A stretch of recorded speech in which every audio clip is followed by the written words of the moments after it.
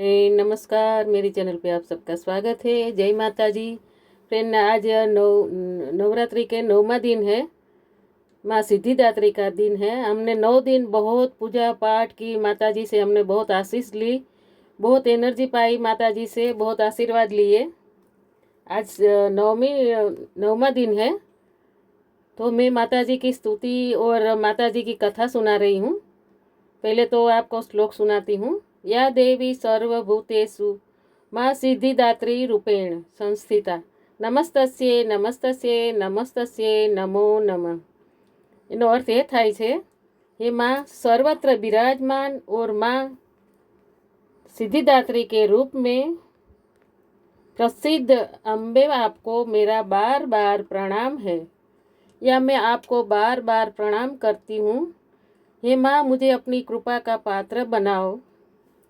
तो मैं कथा शुरू कर रही हूँ। माँ दुर्गा जी की 9वीं शक्ति का नाम सिद्धिदात्री है।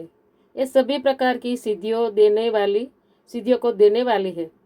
नवरात्रि पूजन के 9वें दिन इनकी उपासना की जाती है।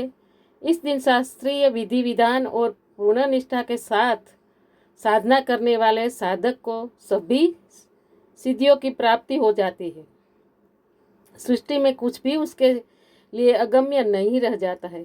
ब्रह्मांड पूर्ण विजय प्राप्त करने की सामर्थ्य उसमें आ जाती है। माँ सिद्धिदात्री भक्तों और साधकों को ये सभी सिद्धियां प्रदान करने में समर्थ है। देवी पुराण के इन अनुसार भगवान शिव ने इनकी कृपा से ही इन सिद्धियों को प्राप्त किया था। इनकी अनुकंपा से ही भगवान शिव का आधा शरीर देवी का हुआ था। इसी कारण वे लोक में अर्धनारीश्वर नाम से प्रसिद्ध हुए। माँ सिद्धिदात्री का चार भुजाओं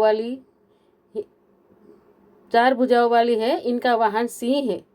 कमल पुष्प पर भी आसीन होती है। इनकी दाहिनी तरफ के नीचे हाथ में कमल पुष्प है। प्रत्येक मनुष्य का यह कर्तव्य है कि वह सिद्धिदात्री की कृपा प्राप्त करने का निरंतर प्रयत्न करे, उनकी साधना की ओर अग्रसर हो।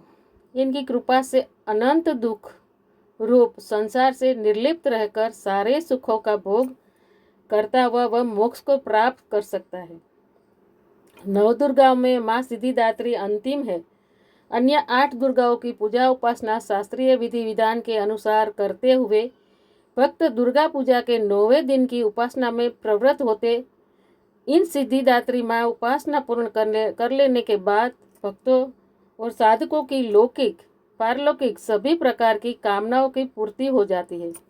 सिद्धिदात्री माँ के कृपा पात्र भक्त के भीतर कोई ऐसी कामना शेष बचती नहीं है जिसे वह पूर्ण करना चाहे।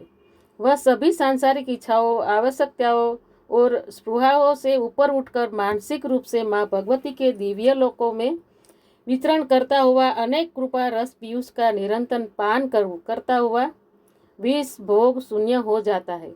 माँ भगवती का परम सानिध्य ही उसका सर्वस्व हो जाता है। इस परम पद को पाने के बाद उसे अन्य किसी वस्तु की आवश्यकता नहीं रह जाती है। माँ के चरणों का यह सानिध्य प्राप्त करने के लिए हमें निरंतर नियमनिष्ठ रहकर उनकी उपासना करनी चाहिए। माँ भगवती का स्मरण, पूजन, ध्यान पूजन हमें इस संसार की असारता का बोध कराते हुए वास्तविक परम शांतिदायक अमृत पद की ओर ले जाने वाला है। इनकी आराधना से जातक को अणिमा, लधिमा, प्राप्ति, प्राकाम्य, महिमा, ईर्ष्वित, सर्वकाम वास्यता, दूरश्रवण, परकामा प्रवेश, परकाया प्रवेश, वाक सिद्धि, अमृतत्व, भावना सिद्धि आदि समस्त सिद्धियों 9 निधियों की प्राप्ति होती है। आज के युग में इतना कठिन तप तो कोई नहीं कर पाता, लेकिन अपनी शक्ति अनुसार जप तप पूजा अर्चना कर कुछ तो माँ की कृपा का पात्र बनते ही है। प्रत्येक साधारण के लिए आराधना योग्य यह श्लोक सरल और स्पष्ट है। माँ जगदम्बे की भक्ति पाने के लिए कंठस्थ नवरात्रि में इसका जाप करना चाहिए। जय माँ रानी, जय माता जी, जय माता जी। सबके ऊपर आप कृपा बनाए रखे। जय माता जी, जय माँ लक्ष्मी। आपको सुनाई, आपको अच्छी लगी हो तो मेरी चैनल को लाइक करिए, सब्सक्राइब करिए और मेरा वीडियो फुल देखिए। जय माता जी। आप सबको माता जी का आशीष अच्छे से मिले, आप सब सुखी रहो, संपन्न रहो। बहुत बहुत धन्यवाद।